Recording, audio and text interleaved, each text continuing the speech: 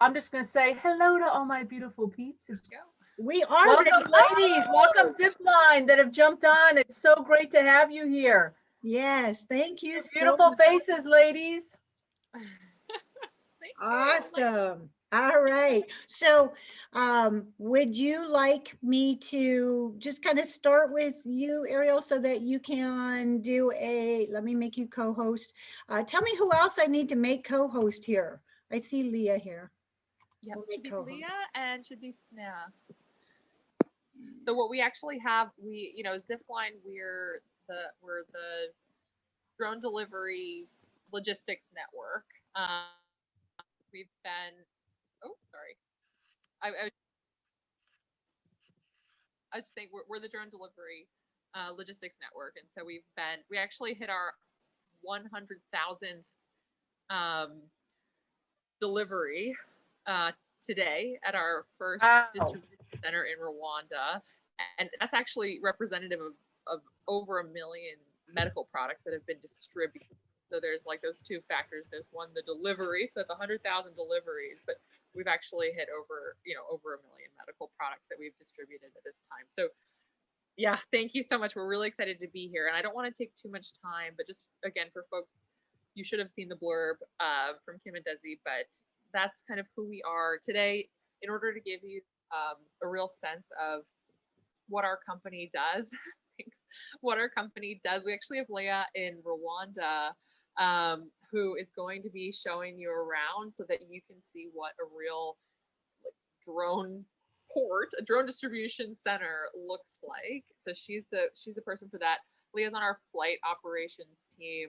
Actually at the distribution center in Rwanda, our first distribution center, and the one that just completed the 100th delivery today. So she can tell you all about that too. And since she's a flight operator, I don't know if we have other folks on the line here who've done drone operations or flight operations before, but she's actually in charge of making sure that the drone technology is maintained and any fixes are made that is necessary. She's in close contact with our engineers in California in case there's anything that's needed, and she makes sure that the drones are sent off with the packages successfully from the center. So she'll show you through that, and then Sneha is actually on our flight software team in California, so she's involved with more of the R&D process of the drones. She could speak to you about how there's a lot of different things you keep in mind when you're thinking about questions. Zipline, we have our hardware, the drones. We have also the launcher, the recovery system. You'll see this with Leia's tour. We have software that you'll be looking at, how we track our drones, how we communicate with air traffic control, our batteries, how we get data. So just keep all that in mind. Leia will show you all the components, and then feel free to ask any questions. Two powerhouse ladies are ready to share all the knowledge with you, and I am just here to be a fly on the wall. So I hope you enjoy, and Desi and Kim, thank you again so much. And Sharon, I know you're here. Thank you so much. This has just been such a phenomenal group to work with, and we're really thank you for sharing with us. We're so happy you guys are here. Yes, yeah, very much so. Inspirational. Yeah. Yes. Likewise. Okay, so I'll leave it. Leia, do you wanna get started with showing folks around? Okay. So, okay. Leia, I'm going to make you spotlight speaker. All right. You are all good to go. All right. Hi, everyone. As Ariel mentioned, my name is Leia, and welcome to Rwanda 1. That's the distribution center that you'll be visiting today. I'm a flight operator, and I've been with Zipline for the past 11 months. My role in itself, it entails ensuring that our deliveries are done seamlessly and also performing technical maintenance on the drones. Currently in Rwanda, we have two distribution centers, one in the south, it's called Rwanda 1, which is the one that you'll be visiting today. And it's 1 hour and 30 minutes drive from the main city of Rwanda, Kigali. Another one, it's in the east, it's called Rwanda 2. And before Zipline came to Rwanda, the facilities that we supplied to used to use other means of transport to get the blood products, the medical products, and that could take up to 5 hours plus, depending on different factors like road structure, to mention a few. And right now with Zipline in place, our deliveries are done within an average time of 15 minutes to 45 minutes. And obviously for the deliveries that that are close to our distribution center, it takes less than that time. So for today's tour, we'll get a chance to see most of what Ariel mentioned, from the fulfillment warehouse, which is where we store the medical products, to the flight operation area, which is where we get to launch the drones and then recover the drones. And as she mentioned, feel free to stop me and ask any questions that you might have. And also, yeah, like just interact with the tour so I can know any questions that you might have about the tour. So we'll start from the fulfillment warehouse, and I'm going to switch my camera so you can get to see our operation from the fulfillment warehouse. Oh, one last thing, that's why it's happening past our operation hours. There's some part of operation that you might not get to see, but I'll make sure to explain every process. All right. So I'm currently in the fulfillment warehouse. As you can see on the shelves, that's where we store the medical products. And in the equipment at the back, that's where we store our blood products. You can see different type of units. And everyone that works in the fulfillment warehouse, they have a background in health. They're either pharmacists, nurses, to mention a few. And that's where we get to process the order, get to pack the order. So there are different channels via which we get to receive an order. An order can come in via a phone call, a WhatsApp, or an SMS, and they can also fill our online form. And from those channels, we get, after getting the order from the facility, we get to identify who ordered the product. And from there, we can identify if the product that was ordered or if the order that we got was an emergency or a resupply order. So the difference between emergency and resupply order, emergency orders, these are orders that we provide per demand, as the facilities don't have the necessary equipment to store them, like the equipment I showed you at the back. So give them to them per demand, and that's why we call them emergency order. Whereas for resupply orders, these are orders that we supply when we supply to facilities when they're close to running out of stock to avoid wastage of product. After filling all of this, the order taker today, who is Sylvain, will go on now to identify the quantity, the product, and complete this form, which will later on reflect to another dashboard of fulfillment warehouse to guide now the order packer. Another thing, Sylvain will make sure to stay in contact with the facilities via WhatsApp, and he does this to at the same time to get their orders and also to notify them that a drone is close to the delivery site, so that they can be alert and stay on the delivery site to pick up the package. I'm moving now to the order packer station. So I can explain more about our package. This is the current package that Zipline is using. Can you open it for me, please? On the package, there's a barcode, and I'll explain further what this barcode helps when we move to the flight operation area. And there's also a parachute. So Zipline drones, they don't land, but once they get to the delivery site, they'll descend within 10 to 15 meters and gently drop the package. So the parachute on the package helps in the delivery process. There are also other materials that we add in the package. These two materials, they both act to absorb shock and they act as insulators. And once the fulfillment operators have completed the whole process of packing and processing the order, they'll send it over to the flight operators via this window. So that's much about the fulfillment operations. Any questions so far? You can type it down or ask it as I move now to the flight operation area. All right. So this is the flight operation area. Everyone that works as a flight operator, they have a background in engineering, from electrical to mechanical. And once we've received the package from the fulfillment operators via that window, we'll scan the barcode on the package. using a pre-flight application designed by Zipline engineers. And we scan that barcode and at the same time scan the barcode on the body of the drone. This is the body of the drone. And as we scan that, we are allocating destination so that the drone can know where it's supposed to deliver the package.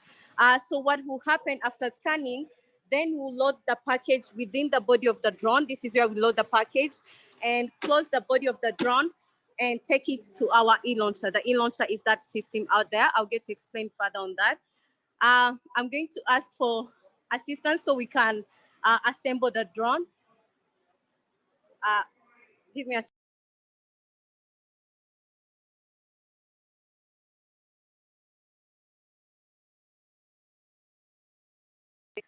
so they will pick the body of the drone and how many zips do you have at your facility? We currently have 22, and we have other that we are currently processing that are up to 24. So they'll take the body of the drone. It's the first component that we add together. So the current version of Zipline drones, our drones are made with line replaceable units. So that means we assemble each component to make up the whole drone, and that helps while performing maintenance. And obviously, if one system is damaged, we can swap it. If one component is damaged, we can swap it, and it can help us. If one component is damaged, it doesn't affect the whole system. So I'll ask them to go back a little bit so you can see how the battery powered the whole drone. So we started by adding the body of the drone, the wing, and the third component was the battery. So this is the battery, and it's the one that gets to power up the whole zip. So we cover up the drone with a nose cone. And as I mentioned, we are past our operation hours, but I'll explain the whole launching process. As you can see it, it's launched on the e-launcher. Sorry, I'm trying to read the questions and at the same time continue the tour. So after assembling the drone, there are two processes that we followed. One is software checks, and another one is critical checks, at the same time physical checks. So what we do when we're doing physical check, we check each component on the drone to ensure that the zip is well fit for the flight. And for software checks, we use that pre-flight application that's designed by Zipline engineers to scan the barcode on the control surfaces. You can see control surfaces on the wing, and we have them on the tail fins. And as we're doing that, we check if they're deflecting to a particular angle. And after we've completed that whole process, then we'll complete the critical checks and now do communication and now ensure everything for the flight that is set and complete communication with our flight controller who sits in that tower. So I'm going to, sorry. So I'm going to explain now other factors that we consider before we launch. So before we launch, we consider the wind status that we are currently observing at the nest. We do that by checking our weather station, and we also have wind limits that we can't fly above. And the operator will consider that, and after considering that, we'll communicate to our flight controller who sits in that tower. And the role of a flight controller is to communicate with air traffic control, which is at Kigali Airport. And by communicating with them, they're ensuring that we have clearance to fly in the routes that we fly in. Another key component that we use before our flights is our user interface, the UI. It's this iPad.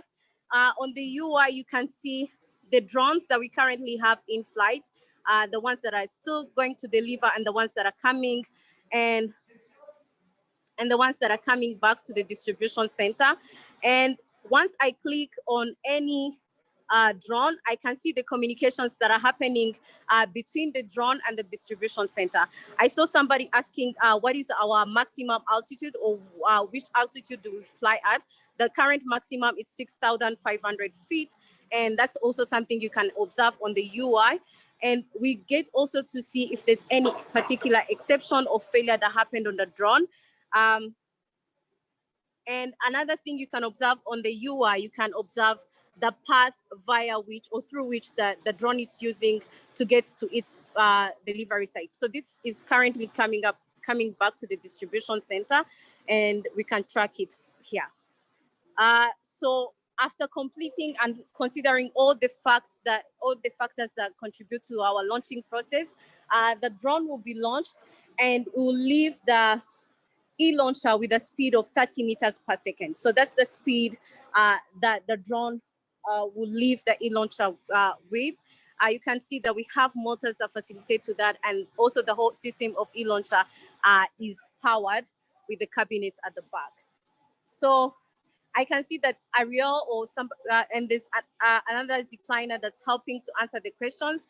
I'll explain everything so that now we can have more time for questions. So what you're currently seeing at the front is our smart charger cards. You can see that there are ACs and fans that are cooling our smart charger cards. Our lithium ion batteries, which are the version of batteries that Zipline is currently using. This is a full charged battery, and how do operators identify that? When a battery is in the charger dock and it's lighting steady light blue, that means that the battery is fully charged and it's ready for operation. The current capacity of our, it's 50.4 volts. And so when it's fully charged, we pick it from the charger dock, and when it's fully charged, it lights steady light blue. Whereas when the battery is charging, it blinks light green. So what happens, the battery is the brains of the Z. So while in flight, it collects data from the flight, from temperature to other sort of data that we want to observe in our logs or in our systems. What happens when the battery is charging, it blinks, and at the same time, it uploads the data. So when the battery is uploading the data, it's also blinking, and this helps us, the data that we collect from the flights, from 100 flights that we can do per day, 80, 60, those data, they help us to optimize our softwares, and we can track any failure that happened on the drone while in flight through those data. That's that component, and you can see the wing racks are on the wing are on the wing racks, and I'm going to show you another component on the body of the drone that contributes to the recovery system. So you can see a hook. That's the hook, and I'm going to move to the recovery system to explain the role of the hook.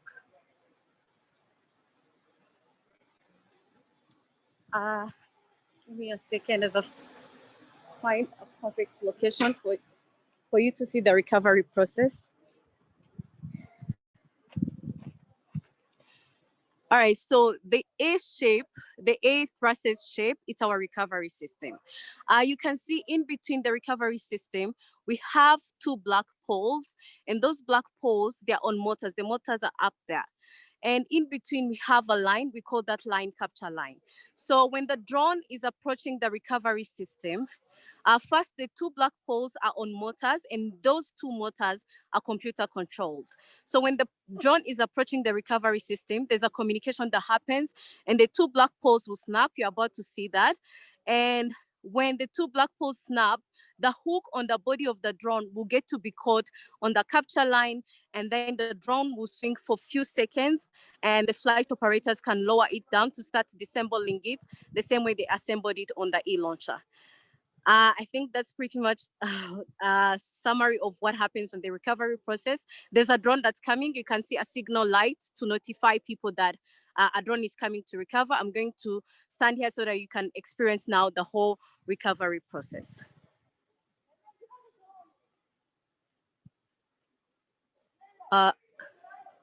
Ariel, do you want to be answering the questions as we wait for the recovery process?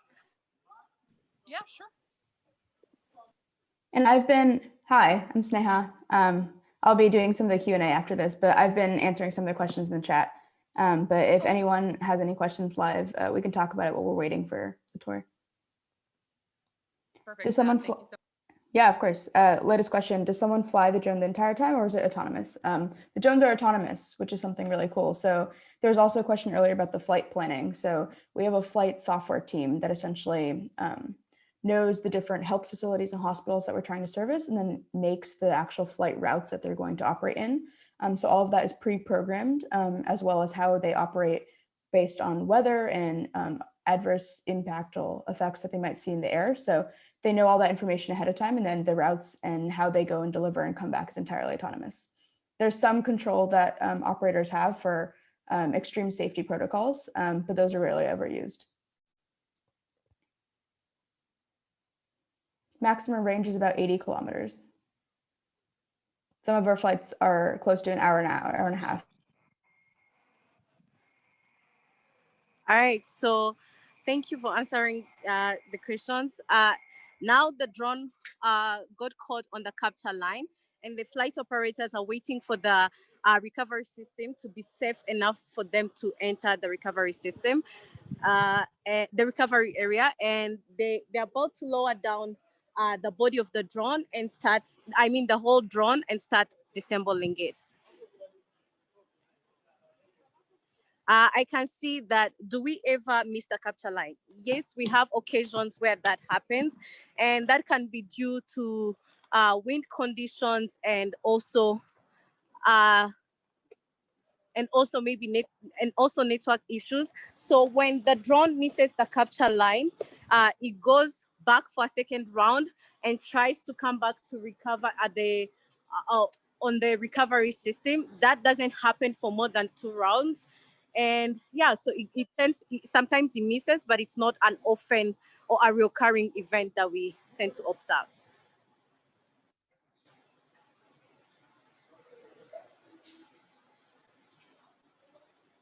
All right, so I can show you now the flight controller area, and my teammates will continue to keep answering some of the questions that you're asking in the chats. I'm moving there. So real quickly, addressing the question about what kind of accuracy do we use to actually pay into the capture line? So I don't know if Leah was able to show, but we have a tail hook at the end of the zip, which is about 3 centimeters. It's very, very small. And this is the hook that's actually catching onto that line. So we have real-time kinematic signals that we use with like a beacon receiver that we have at the nest that is set at like a very specific GPS location where we do all of our calculations based on. So we get this down to a very, very slight accuracy. Even a couple centimeters or millimeters is different for us. So the software team has really perfected getting this down to a very small accuracy. And we use line of sight receivers once we get close to the nest to make sure that we can change everything as needed as the weather impacts how we're paying in, and to make sure that we can actually catch on the line with the accuracy that we need to catch it. All right. Can we observe another recovery process as you continue to answer some of the questions, if they're there? Yeah, that'd be great. And then I got a question about data. So the data upload process for us is actually really cool. Our data are uploaded through our batteries, actually. So every time a battery is put back to be recharged, we have different light indicators on the battery charger system. So we have lights to show that the battery still needs to be charged. We have lights to show that the battery is charged, but the data is uploading. We have lights to show that everything is uploaded and the battery's ready to go. So we can actually pull logs. We pull logs, into our cloud, into our server base from the batteries itself, so that after every flight, we're able to upload the logs in a way that's time efficient and also the most efficient for our operations, as we have to cycle a bunch of them too. So we have some real-time signals coming from the zip at all times for operators to understand, wind speeds and things like that, but a very comprehensive list of metadata and everything that would need to ever debug off nominal flights or learn about cool things during flight are stored in our logs. And there's a capture that you're just able to see.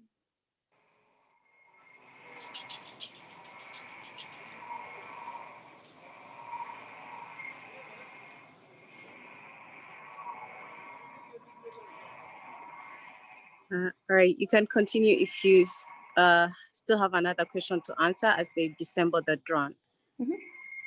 Got a question about the business operation. So the sequence workflow of supporting a region. Yeah, that's a really good question. So we have on the ground local teams at each of the communities and countries that we work in. And this is something Zipline really prioritizes, you know, hiring like people that are local and know the area well, and also making sure that whatever infrastructure we set up is accommodating and customized to like the actual place that we're working in. So each distribution center has, you know, a flight operations team and also a fulfillment operations team. The fulfillment operation teams are the one that actually understand the medical inventory and how much we need of what. Say that if there's seasonal variants of the medical supplies we need, they're really in touch with the needs of like the local area and what like the health facilities they're going to serve are actually going to be needing. And the flight operations team are the one that run the drones and understand the safety and the air traffic of the area and all that kind of stuff. So these two teams put together, as long as with, you know, a couple of people doing like the higher organization structure, working with the different facilities in the area,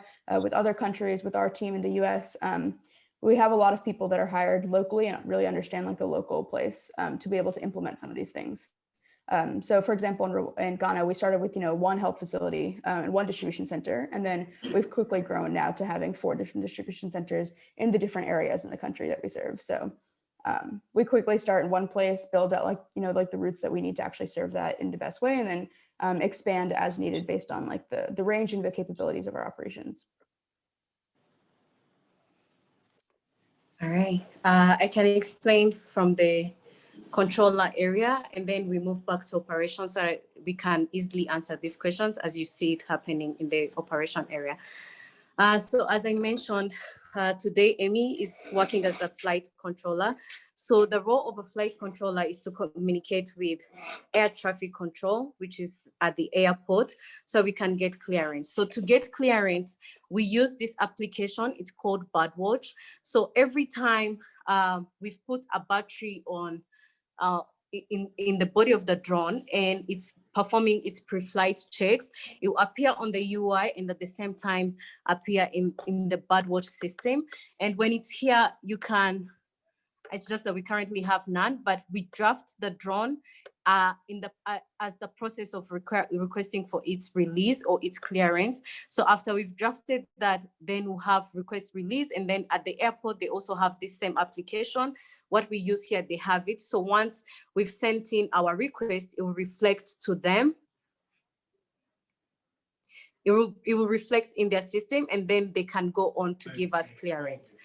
So the flight controller will keep an eye on the weather station, and at the same time keep an eye on the user interface, and he can also communicate with the pilots that are flying within the areas that we're flying in via VHF.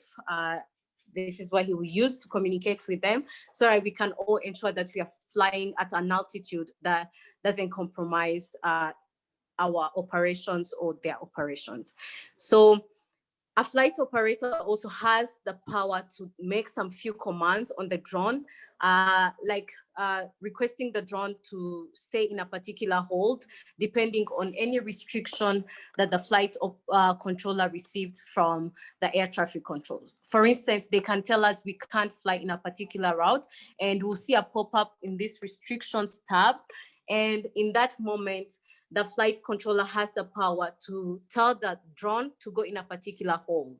So while in transit, the way the paths for the drones are designed in the transit plan, there are particular holds where the drone can wait, and that's where they will wait as we wait for the restriction to be removed, and then we can continue the flight. I think that's pretty much what happens here, and then I will leave it for my teammates to continue answering the questions, and I'll move to the flight operation area to make it easier as they answer the questions so you can see what's happening. Awesome. So we quickly got a question about the tents being permanent structures, and yes, they are. So they might look a little scrappy, but the the tents are actually permanently sound structures that have existed some places in Rwanda for over 3 years. So they're made to be structurally sound and housed like everything we need, but are also made in a way that is relatively, easy to set up. So we have these things called the drop teams, where every time we need to set up a new facility, some people on our engineering team will go and actually help build the facility along with, safety service techs, maintenance techs, all that kind of stuff. And a lot of times we can build these within a matter of days, because of the simplicity that we try to keep the materials and overall structure at, while still supporting all the stuff that we need to. Can the drone return with a payload if there's some issue with the destination? Yes, it can.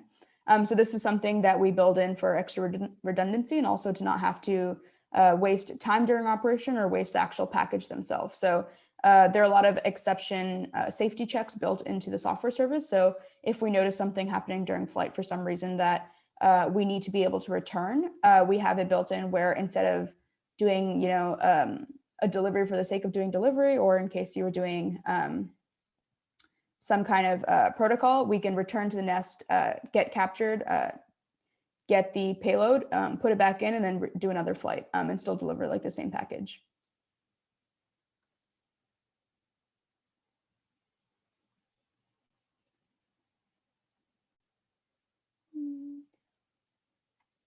And most flights are single delivery out and back. It was a good, we have a lot of flights running at the same time, for example. So at each facility, we have, maybe like sometimes 10 to a dozen zips in the air at the same time going to different health facilities, and sometimes even the same health facility. So we have these really cool holds built into place where essentially in the flight path, wherever we need to deliver a package, we have the zips go into like a hold similar to like airplanes at an airport that are waiting to land. So many planes can actually be in this corridor. So if we have a health facility that has a need for many deliveries of packages, many zips can fulfill that, and it doesn't just have to be one zip at the same time. All right, I saw another question about related to weather. So one thing that I didn't explain further, so the e-launcher is mobile. So let's say, for instance, we are finding wind status that's above our wind limit. We can rotate the e-launcher to another direction to have a different weather status, and that can facilitate our operation in cases of high wind. And also in regards to that, we can fly in whatever weather condition, from storms to rain, anything. Because that's how the drones are designed to be compatible to such conditions.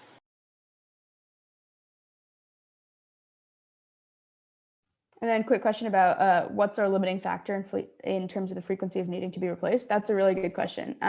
So we actually have this really unique structure called LRUs. LRU stands for line replaceable unit. So we tried to make these drones as modular as possible, meaning our baseline is for anything that needs to be swapped, we want it to be swapped within a matter of 2 to 5 minutes max.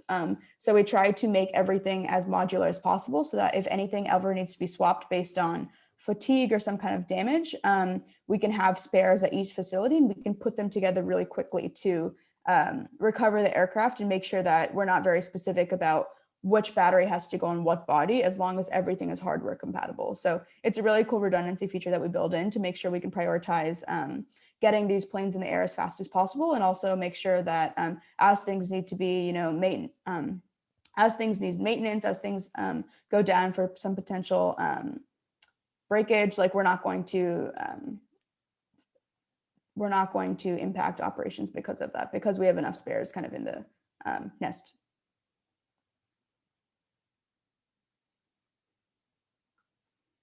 And then I got a question about, do we do any detection during flight? That's a really interesting question. It's actually one of the future hardware capabilities that we're looking at. So I realized I never did an introduction. So hello, my name is Sneha.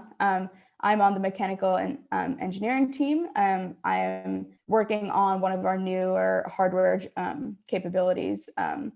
We are looking at kind of expanding operating envelopes where we want to go based on adding certain capabilities on our flight side and our hardware side to be able to make our drones more robust for different type of kind of operating envelopes. So I graduated from school in 2020, and I studied mechanical and aerospace engineering. I was always between kind of aerospace and medicine on the engineering side, and a little conflicted kind of like what route I wanted to go. And then I actually came to Zipline on a school tour and learned about kind of the operations and learned about how here there is this company doing engineering that's doing, you know, aerospace and medicine put together, and a really unique application of kind of how we can put them together in a way that services customers in a way that's really impactful and with a way people really need it. So I really, really enjoyed it. And then I came and worked here. So I've been here for about 6 months now on the mechanical engineering team. The way that our engineering structure works is, you know, we have a mechanical engineering team, an electrical engineering team, and a software engineering team.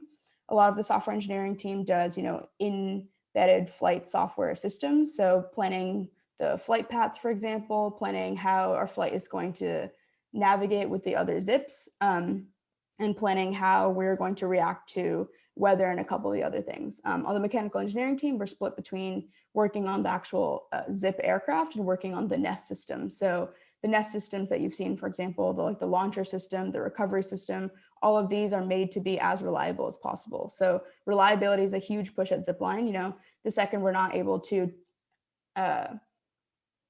reliably deliver a medical supply when a customer actually needs it, given the gravity of kind of the calls that we're getting for our actual product, is when Zipline loses some of its, like, you know, market value. So I think we're really honing in on making sure that we have this reliability and trust built in with our customers and the people that we serve, so that no matter what the conditions are 24/7, like, we can deliver something if it needs to be delivered.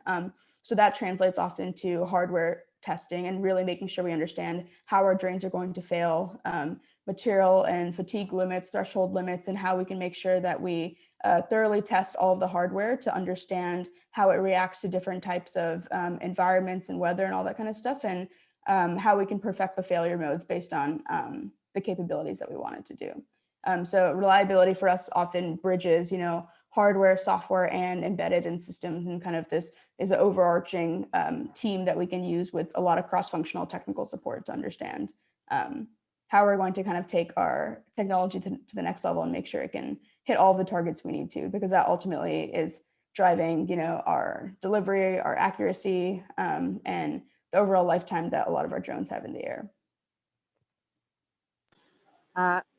Thank you. I also saw a question about what are the current challenges that we have to increase maybe the facilities that we supply to. So we're constantly looking forward to reach out to local facilities to fulfill the Zipline mission. And recently, there's so many routes that were deployed. And with those routes, when routes are deployed, that means we've reached out to several facilities that we are currently working with.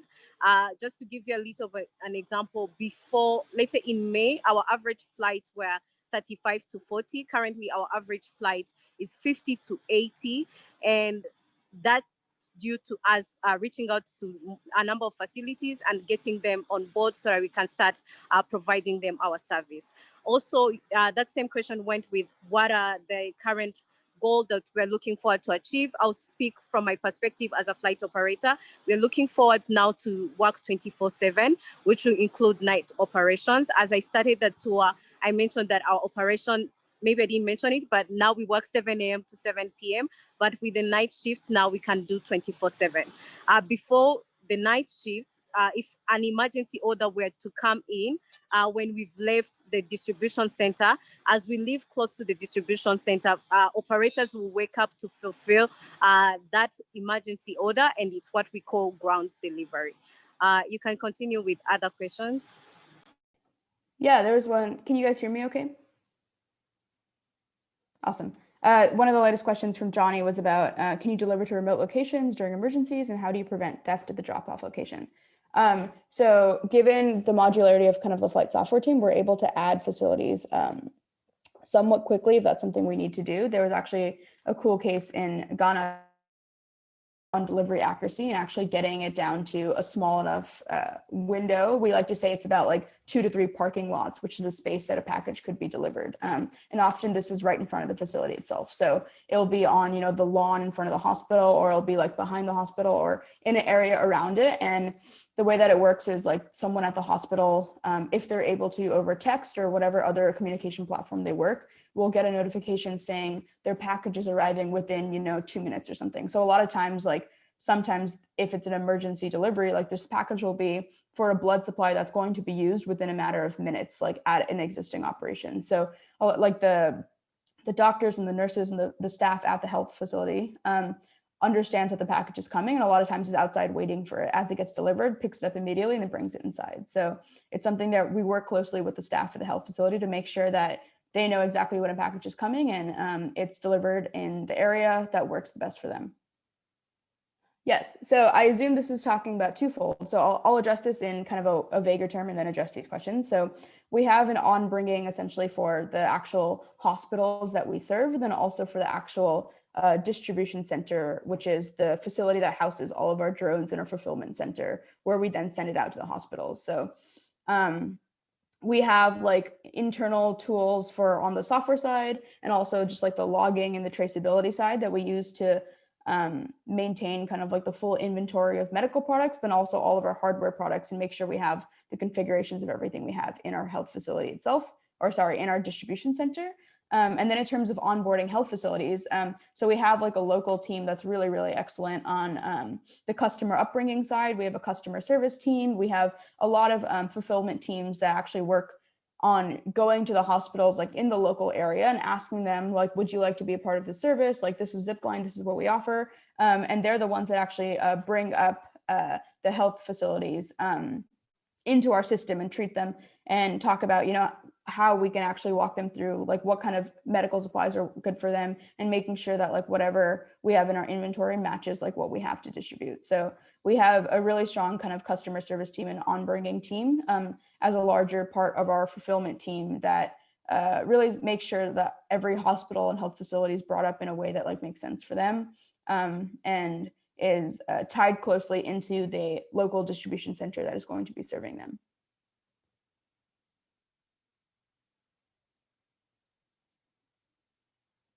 Has COVID impacted your demand? That's an interesting question. It's actually funny because I think we've been looking to expand in a lot of different countries, and as we're expanding in a lot of different countries, it's really interesting to see how the regulatory and the aviation environments in all these countries are very, very different. So it's been something that's been on the horizon for Zipline. Like, how can we actually make sure we're navigating, having a product that's standard across the board, but also like making sure that we are adhering and tailoring and localizing to all the different environmental factors that we're kind of up against. And COVID has really shined the light on the need for contactless delivery. And I think that has been a big selling point of Zipline, is showing that, an autonomous drone delivery service can reliably do contactless delivery in a way that's actually on demand and in a way that actually makes sense for the future of a lot of like medical logistics. So I think we've made a lot of progress in the past 8 to 9 months that has really shown people like cross-functionally outside of the drone community who are a little hesitant to begin with, like the benefits of having, an autonomous delivery service that can actually deliver on demand and when needed, but also in a way that limits contact in a way that's like more medically sound. So we've actually been able to do, even in Ghana, for example, we've done cool deliveries where we've delivered like test kits for COVID, like to like labs and such, like as of that.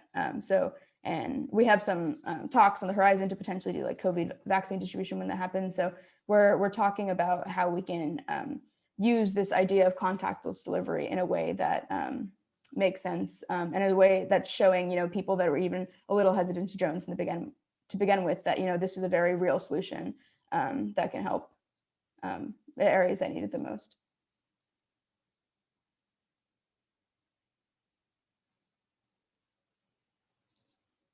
And then some question about funding. So our funding structure is a little different for public health and private health sectors. So for example, in Rwanda, we've worked closely with like the National Ministry of Health and a couple of different like government organizations to actually get buy-in and to be actually develop like the different health facilities in like the locations and the places they make sense. So the funding model has definitely changed over time and is also somewhat customizable based on like the area and the regions that we work in. So we work with a combination of, like government sectors, nonprofit sectors, research groups, all that kind of stuff to make sure that we are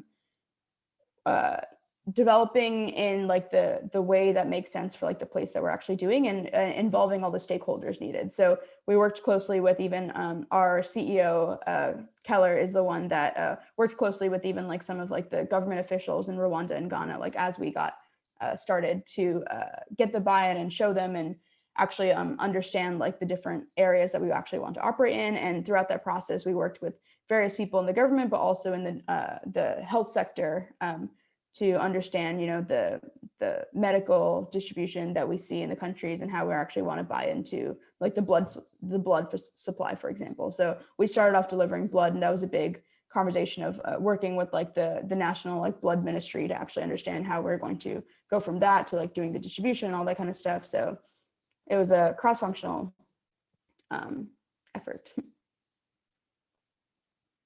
Leah, did you have more in the tour that you wanted to show? I didn't mean to cut you off if there's more that we want to go over.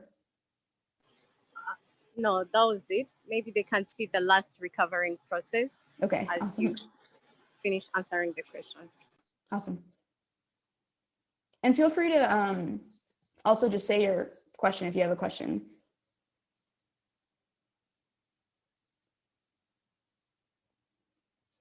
So a question about multiple drops. So it's actually, right now it's one drone, one delivery. And that's because the way that the package actually comes out is it fits into exactly the payload bay that we have in our drone. We have a parachute that actually brings it out. So we have like a release mechanism that is really scrappy. Actually, it's actually like a couple of like rubber bands that are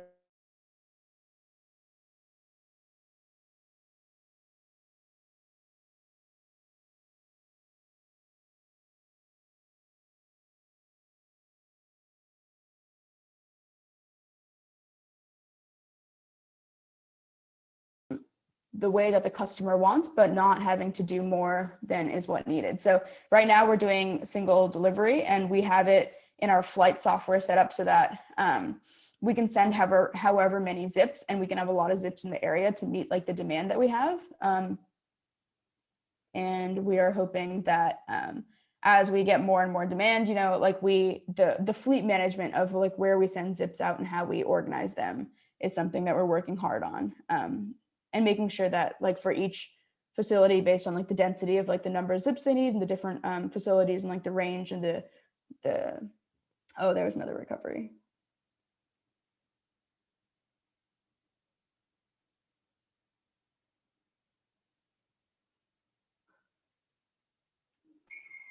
So they didn't get a chance to hear you when you were explaining the whole drop mechanism system for Oh Zipline. shoot, sorry. You can go back to explain that. Yeah. Okay, might have cut out.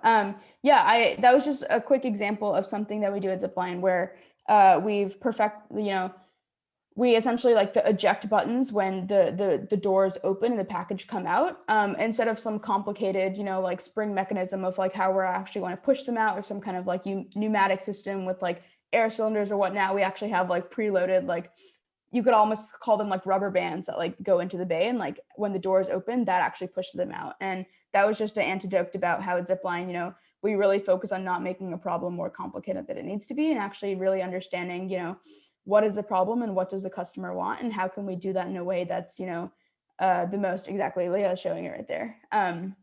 But how can we kind of address a problem in the simplest and most reliable way, while not making it more expensive or complicated than it needs to be, so that we can focus on really keeping the system as like sleek as possible, so that it works in all the ways that it needs to without adding undue complexity. So that was just one example of like one of the things that we do, which I really enjoyed learning about when I first started.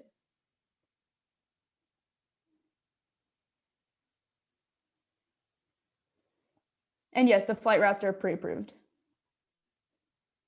So we have some mitigations, for example, in areas where, you know, we want to avoid certain areas due to flight, or we want to add additional clearance. Those are all baked into the pre-approved flight paths. Sorry, I cannot talk today.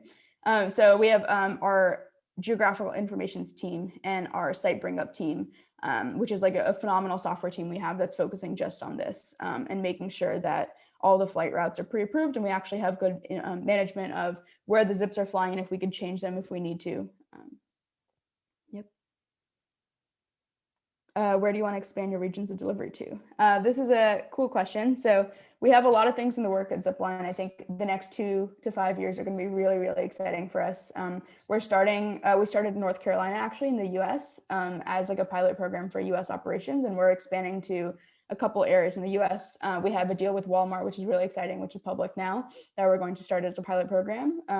And we have an entire go-to-market team focusing on our development in Africa. So the same way that we have facilities in Rwanda and Ghana, we have an excellent, business team that is focusing on adding facilities and countries as needed in the African region.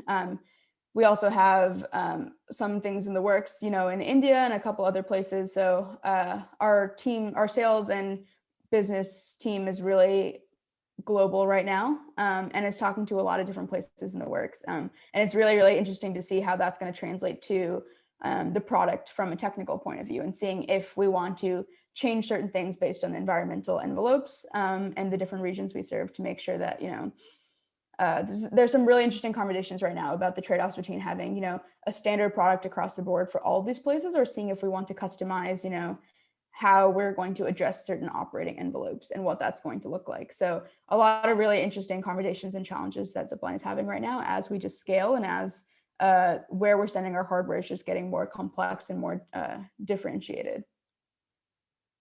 And how do we hire? Is it only engineers? Absolutely not. So this is something that I think is a big myth. We have a really solid engineering team, and it's something Ariel can definitely speak to, I think. But we have a lot of people that are on, for example, with Leah, like the flight operations team, people that have like pharmacy or some medical background that are on the fulfillment team. We have, a sales team, a go-to-market team, a finance team, a regulatory team. So it's a really, really cross-functional team at Zipline. It takes a lot of players, non-technical, to make this kind of happen. And year as we scale up, and a lot of like operational centers that are really looking for people.